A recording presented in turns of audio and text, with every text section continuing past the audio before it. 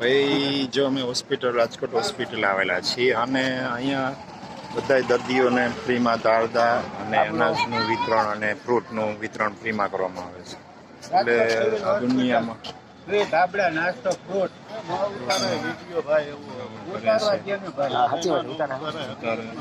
દાન કરે છે, આપણે લાઈવ ક્યાં છે? ફ્રૂટ આપે છે, ફ્રૂટમાં દાન કરે છે. અને અહીંયા દેખો દુનિયામાં સેવા કરવાવાળા માણસો છે, એવું કંઈ નથી કે નથી. તો આ રીતે બધા એને દર્દીઓને આપે છે, કરવામાં આવે છે. અને બધાય આ લાઈન લાગી છે એની જ લાગેલી છે. ફ્રી સેવા આપવામાં આવે છે, સરાહનીય છે.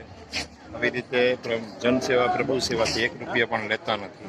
સવારે બપોર સાંજ સવારના બપોરને સાંજ આ રીતે લાગી હોય છે જમવામાં રાજકોટ સિવિલ હોસ્પિટલમાં.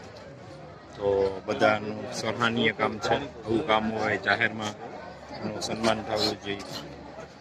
અને આ રીતે ધાબળાનું વિતરણ કરવામાં આવે છે. અને કોઈને વિડીયો ગમ્યો હોય તો લાઈક કોમેન્ટ શેર કરજો. જો આ લાઈન લાગી છે એની જ છે. દરેક દર્દી પાસે પાસ લેવામાં આવે છે જેથી કોઈ બીજી અન્ય વ્યક્તિ સહાય ન મેળવે. રખડતા ભટકતા સહાય ના લે. આ મંદિર છે, રખડતા પકડતા સહાય ન લે એટલે પાસ માગવામાં આવે છે જેથી જે જરૂરિયાતમંદ છે એને જ સહાય મળે.